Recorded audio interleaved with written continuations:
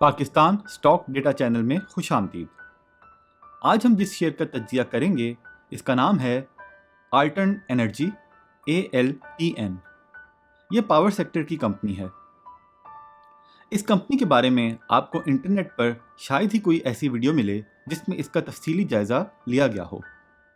YouTube पर ज़्यादा लोग टेक्निकल एनालिस्ट होते हैं और वो ऐसी कंपनियों का ही तज्जिया करते हैं जिनमें वॉल्यूम ज़्यादा लगे। इस कंपनी में ख़ास वॉल्यूम नहीं लगता तो क्या ये एक फारिग कंपनी है या लोग इस कंपनी के कारोबार को समझ नहीं पाए? देखते हैं। 27 जुलाई को इसकी कीमत थी 17.31 रुपये। अगर हम पिछले 4 साल के रिजल्ट का जायजा लें तो EPS 19 में 2.63, 20 में 4.65, 21 में -0.23 और 22 में 18.21। क्या आपने एक चीज पर गौर किया है कि इसकी सेल्स कम है और प्रॉफिट ज्यादा? ये क्या चक्कर है?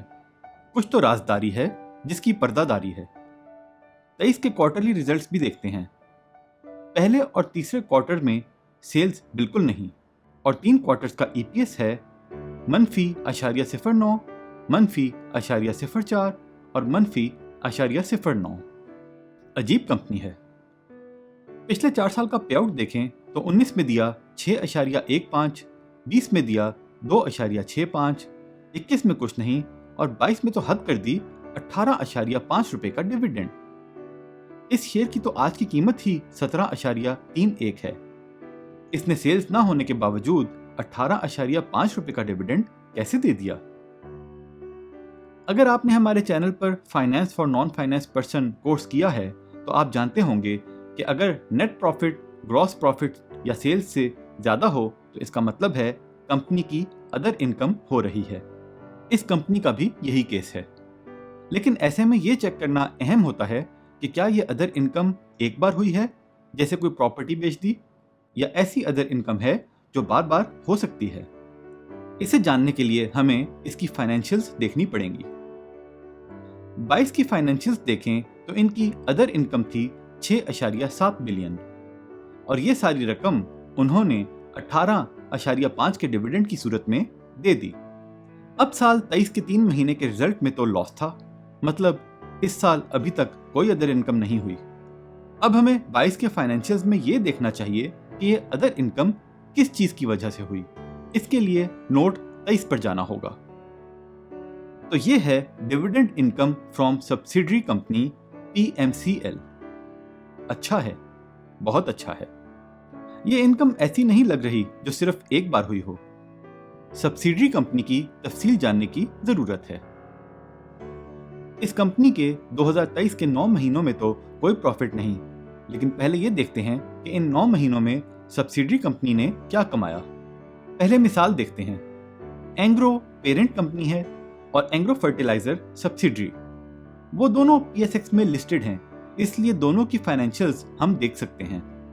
लेकिन लिस्टेड कंपनी की जो सब्सिडरी लिस्टेड नहीं होती, इसके अकाउंट्स PSX में नशर करने जरूरी नहीं होते। लिस्टेड पेरेंट कंपनी ने मार्केट में अपने फाइनेंशियल्स भी शाया करने होते हैं, जिसे अनकंसोलिडेटेड फाइनेंशियल्स कहा जाता है, जो अभी आपके सामने हैं। और सब्सिडियरियों के साथ मिलाकर फाइनेंशियल्स भी शाया करने होते हैं, जिन्हें कंसोलिडेटेड फाइनेंशियल्स कहते हैं। तो अगर किसी लिस्टेड कंपनी की एक ही सब्सिडरी हो तो कंसोलिडेटेड फाइनेंशियल्स देखकर सब्सिडरी के अकाउंट्स का अंदाजा लगाया जा सकता है, क्योंकि कंसोलिडेटेड में से पेरेंट के माइनस कर लें तो सब्सिडरी के बनेंगे।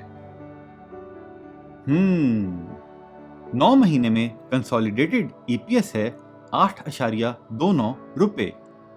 अच्छा है, बहुत अच्छा है। इसका मतलब यह है कि इस कंपनी की सब्सिडरी बहुत अच्छा कमा रही है। लेकिन सब्सिडरी कंपनी के अच्छा कमाने का मतलब ये जरूरी नहीं कि वो हर साल पेरेंट कंपनी को डिविडेंड देगी और फिर पेरेंट कंपनी अपने शेयर होल्डर्स को डिविडेंड दे, जैसा 2022 में हुआ। पहले हमें यह देखना है कि इस कंपनी की सब्सिडरी PMCL करती क्या है। डायरेक्टर्स रिपोर्ट के मुताबिक इनके पास PMCL के 100% शेयर्स हैं, लेकिन वो खुद कुछ नहीं करती। उस कंपनी के पास एक और कंपनी रूश पावर के तकरीबन 60% शेयर्स हैं, यानी वो भी पावर कंपनी है। डायरेक्टर्स रिपोर्ट में ही ये भी बताया है कि इन्होंने लाइसेंस रिन्यू होने की दरख्वास्त दी हुई है जो अभी मंजूर नहीं हुई, लेकिन रूस पावर का कारोबार बेहतर चल रहा है, तो कंपनी की कमाई ना होने के बावजूद कंपनी कंसोलिडेटेड तौर पर नुकसान में नहीं रहेगी। फ्यूचर आउटलुक में भी यही कहा है कि इनकम फ्रॉम सब्सिडरी की वजह से कंपनी प्रॉफिटेबल रहेगी। मतलब इन्हें उम्मीद है कि वक्तन फवक्तन सब्सिडरी डिविडेंड देती रहेगी। वैसे भी ज़्यादातर पावर कंपनियां डिविडेंड देती रहती हैं, तो उससे ये उम्मीद लगाई जा सकती है कि ये भी कुछ न कुछ डिविडेंड अपनी पेरेंट कंपनी को देंगे। कंसोलिडेटेड फाइनेंशियल्स में जो 9 महीने की ईपीएस 8.29 रुपये बनी, वो रूस पावर की 9 महीने की ईपीएस नहीं, लेकिन वो ईपीएस है जो पीएमसीएल और एएलटीएन के हिस्से में आई। मतलब रूस पावर की ईपीएस इससे ज्यादा ही होगी। इस हिसाब से तो कंसोलिडेटेड साल का ईपीएस 11 रुपए तक हो सकता है, जो दूसरी पावर कंपनियों के मुकाबले का है या उनसे बेहतर है, जैसे एनपीएल, एनसीपीएल, ईपीक्यूएल, एसपीडब्ल्यूएल, एलपीएल, कैपको। लेकिन इस शेयर की वैल्यू उन सब से कम है। 11 रुपए की ईपीएस का सिर्फ अंदाजा लगाया है, साल के आखिर में वो ज्यादा भी हो सकती है और कम भी। हर क्वार्टर के रिजल्ट्स का जायजा लेना आपकी जिम्मेदारी है। पिछले साल हुकूमत ने पावर कंपनियों को पुरानी अदायगियां की और इनकी अदायगी कुछ ज्यादा हो गई, जिसकी वजह से उन्होंने वो सारे पैसे डिविडेंड में दे दिए, 18.5 पर शेयर। हर साल जरूरी नहीं ऐसा हो, फिर भी अंदाजा लगाने के लिए ये देखना है कि इनके हुकूमत की तरफ कितने पैसे रिसीवेबल्स में हैं। अनकंसोलिडेटेड फाइनेंशियल्स में ट्रेड डेट्स हैं 77 मिलियन, कंसोलिडेटेड फाइनेंशियल्स में ट्रेड डेट्स हैं 17 बिलियन। मतलब असल में सारे रिसीवेबल्स रूस के ही हैं, यानी आने वाले महीनों या सालों में हुकूमत ने रूस के 17 बिलियन जो देने हैं, इनका 60% बनेगा 10 बिलियन, जो एएलटीएन कंसोलिडेटेड कंपनी के हिस्से में आएगा। एएलटीएन के कुल शेयर्स हैं 363 मिलियन। 10 बिलियन को इससे डिवाइड करें तो 27 रुपए बनते हैं। तो एक हिसाब से एएलटीएन को हुकूमत ने 27 रुपए पर शेयर देने हैं।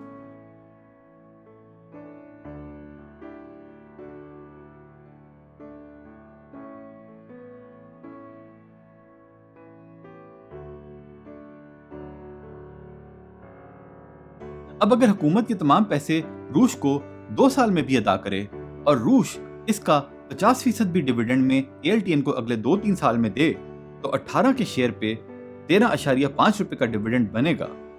इस हिसाब से तो लॉन्ग टर्म के लिए बहुत ही अच्छा शेयर लग रहा है। कुछ बातें अहम हैं।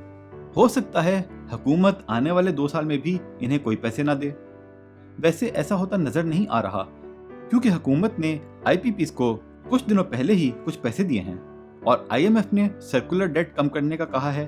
तो तज्जिया निगारों का यही ख्याल है कि आईपीपीस को अब आहिस्ता आहिस्ता पेमेंट्स होती रहेंगी।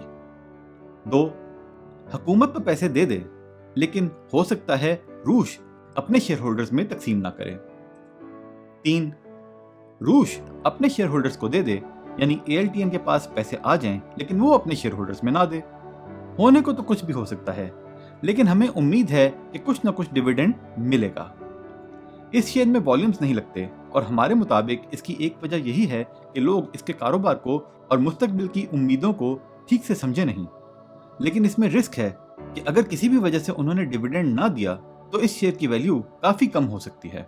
रिजल्ट के दिन लोड लॉक लग जाएगा और मार्केट में कोई खरीदार नहीं मिलेगा। लेकिन अगर उन्होंने डिविडेंड ज्यादा अनाउंस कर दिया तो अनाउंसमेंट के बाद कोई बेचने वाला नहीं होगा, अपर लॉक लगेगा और ये शेयर हाथ से बाहर निकल जाएगा। उसी तरह जब इसने 18.5 रुपए का डिविडेंड अनाउंस कर दिया था तो पता नहीं कितने दिन इसको लॉक ही लगते रहे, शायद ये 20 से 40 का हो गया था। तो रिस्क और रिवॉर्ड दोनों ज्यादा हैं, लेकिन तज्जिए के मुताबिक लॉन्ग टर्म में हम नहीं समझते कि इसमें नुकसान होगा। हमें तो ये हिडन जेम लग रहा है, डायमंड इन द रफ। तो अगर आप इस शेयर में सरमायाकारी करना चाहें तो बहुत सोच समझकर उतना ही रिस्क लें जितना आप बर्दाश्त कर सकें। अब ये तो वक्त ही बताएगा कि हमारा तज्जिया कितना दुरुस्त साबित होगा। आखिर में एक बात बताते चलें, कुछ दिन पहले हुकूमत ने आईपीपीस की जो पेमेंट रिलीज की उसकी तफसील 5 जुलाई के बिजनेस रिकॉर्डर में मौजूद है। इसके मुताबिक रूस को 1.75 बिलियन की पेमेंट हुई। उसका 60% बना 1 बिलियन और उसे ALTN के शेयर से डिवाइड करें तो बना 2.9 रुपए। अब वक्त ही बताएगा कि क्या वो ये सारे पैसे डिविडेंड में देंगे या नहीं, लेकिन हमें लगता है कि इतना डिविडेंड ये ईयर एंड पे जरूर देंगे। ये तो वक्त ही बताएगा कि अंदाजा सही हुआ या गलत। और अगर आने वाले दिनों में हुकूमत ने IPPs को और अदायगियां की तो ये भी वक्त ही बताएगा कि क्या वो साथ साथ डिविडेंड देते जाएंगे या उसको अपने पास रख लेंगे। हो सकता है उन्होंने कोई इन्वेस्टमेंट का इरादा किया हो। तो ये था इस कंपनी का तज्जिया। ये सारा तज्जिया करने के लिए हमने डेटा PSX की वेबसाइट से लिया।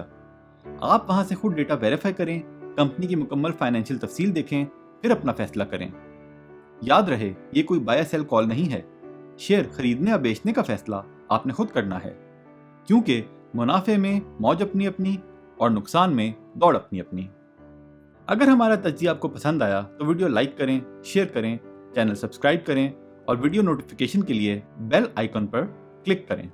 अगर तज्जिया पसंद नहीं आया तो वीडियो को डिसलाइक कर सकते हैं, लेकिन बेहतर यही है कि गैर जरूरी मनफी कमेंट से गुरेज किया जाए। और जो लोग हमारा चैनल सब्सक्राइब कर चुके हैं और हमारी वीडियोस देखते हैं, इनका शुक्रिया। छोटी सी बात, हमारे जिम्मे जो हक हैं वो अदा करें और अपने हक अल्लाह से मांगें। खुश रहें। अल्लाह के हवाले।